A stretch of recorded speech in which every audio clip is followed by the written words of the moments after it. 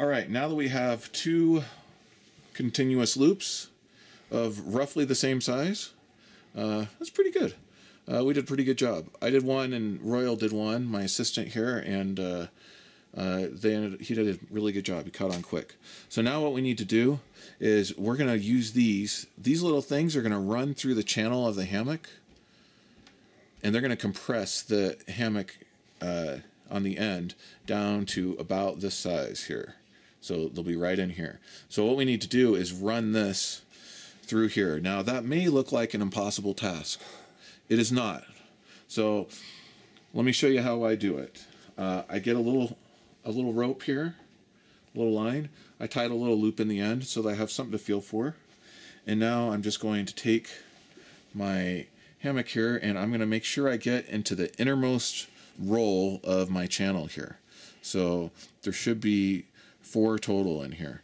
So I'm looking for the innermost part, and in this case that's definitely it. And I'm just going to put this in. I'm going to use this as my little fishing line here. I'm just going to drop it through.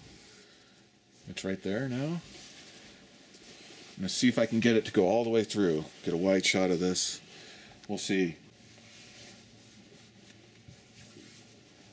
So close. If I let it hang all the way down, maybe I can get it to go in. Alright. Whoa. Start pulling itself loose. Alright. It's almost to the end.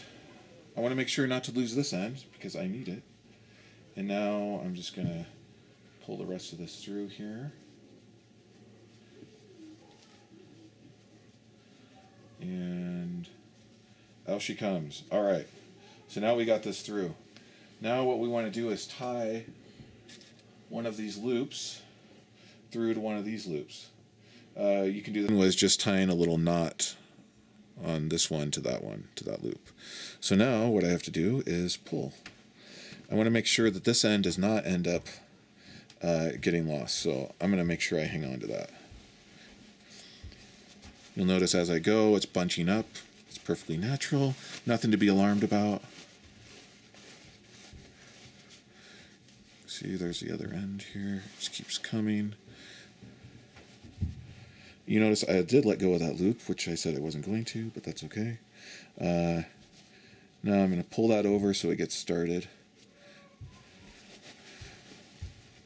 And this is where it is sometimes useful to have someone else here to help you.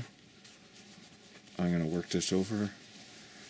This is proper technique right here. You're just going to go.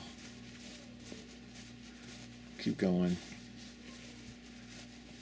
You got to get it over that knot.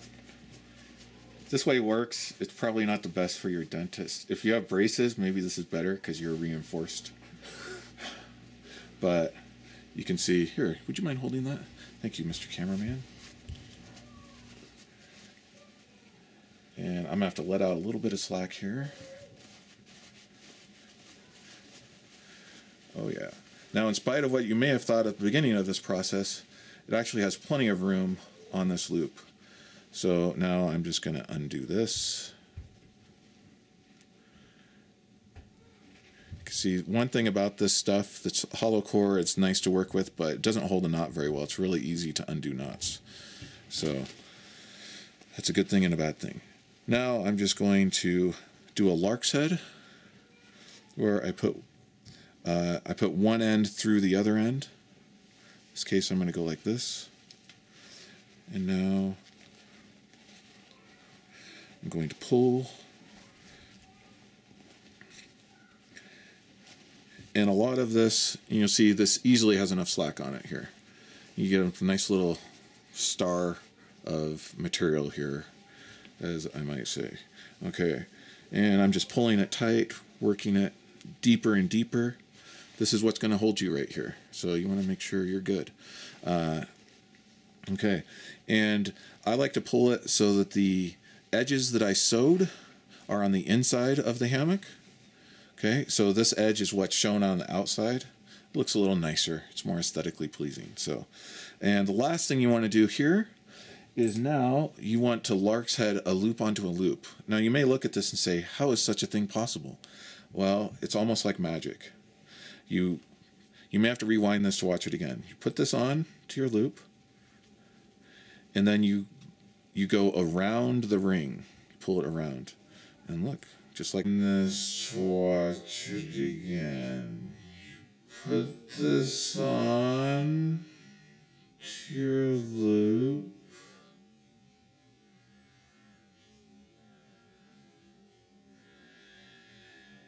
And then you go around the ring. Pull it around. And look. Just like that, it's on. So that's what you want to do. This is your drip ring right here. Optionally, you could leave this whole entire process out and just put what you'll see in a minute, the longer part of the suspension. You could put that directly in here as well if you want, but I like to have this little ring in here. So, and these are also rated to over 1,000 pounds as well, so no worries there about this thing failing.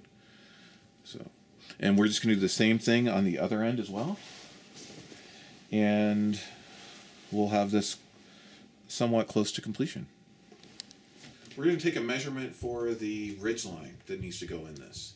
Ridge line, in order to figure out how long your ridge line is, you want to take a measurement of the hammock, as it is now, from where it comes out of the hammock on both ends. And in this case, our measurement ends up being 101 inches. And now we take, to know what length our ridge line should be, we take 83% of that. That's kind of our starting point. So 83% of that is like 83 inches, 0.3-ish. Okay? So that's kind of the target range we're going to want our ridge line to go to. You can do a fixed ridge line at that length, or you can do one that's adjustable. And in this case, we're going to do one that's adjustable. Okay, so for the ridge line, what you're going to do is get a piece of material, your target length, or a little bigger in my case, because it's going to be adjustable. So what I did is I'm basically have measured out something extra long, longer than I will need, by about, we'll say 15 inches, 10 or 15 inches, right around there. And on one end, I'm going to put a locked loop. To do that, all you do is you do a locked Brummel basically in here. You're going to want to make a loop about the size you want with the tail about that long. And you're going to, about that long helps, I don't know, what is that, 4 inches, 5 inches, something like that. Anyway, and then you're going to mark your spot on the long side right here.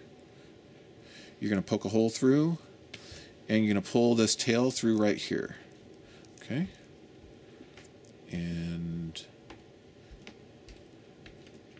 in this case, there we go.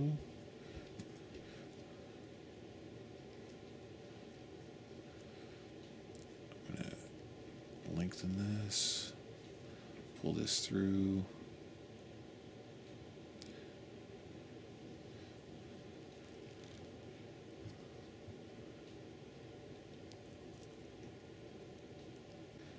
Okay, once you get this through, then you go back to your loop size, your original loop size. There we go. All right. It doesn't have to be very long. It just has to be big enough for a similar size rope to go through. Now you pull it out to your target tail length as well, like there. That's what I wanted, that 5 or 6 inches-ish. And now I want to make another hole right about at that spot. And now this time, once I get the hole made, hold on a second. Okay, now once I get the hole made, I'm going to pull the entire other end of the rope through here. So I'm actually going to grab the other end and I'm going to pull it all the way through. And then I'm going to bury the tail. My battery died on my video camera I was using. Okay, so now that I got this, I'm going to make it about the size I want. And on the short end of the tail, I'm going to make a little spot.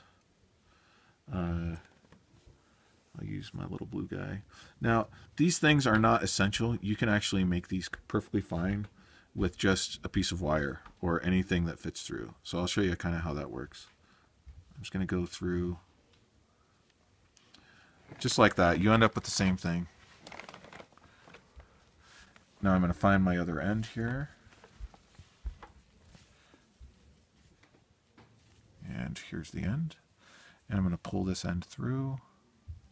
I know this might look complicated, but once you do it once or twice, it's really not that hard. And now I pull this all the way through. You end up with what I call the ampersand moment. You can see it kind of looks like a little ampersand there. That's good. So you just kind of pull it together and it will just lock in place. So that's completely locked right there. Nothing's going to happen. Just to be on the safe side, we're going to bury that tail just like we did on the continuous loop. So I'm going to go ahead and do that.